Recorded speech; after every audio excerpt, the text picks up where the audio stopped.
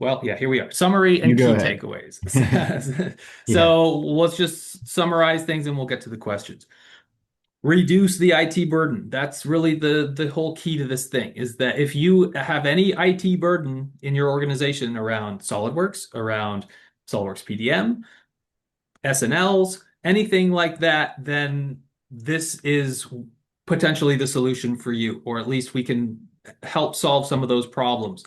Well, improve performance and reliability. That's always something that's high on engineers' minds because very often that local server gets bogged down and it has like a network controller, domain controller, bunch of other office things running on it, maybe a ERP system.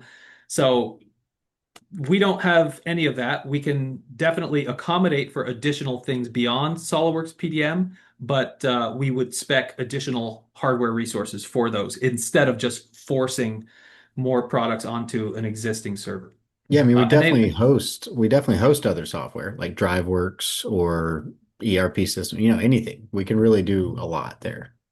yeah, but we're not just going to throw it on the same server and hope that it works. We're actually Right. going to provision some server resources to accommodate all aspects of what that server is going to be asked to do. And finally, enable flexibility and growth. Scale your team instantly across any location, anywhere in the world.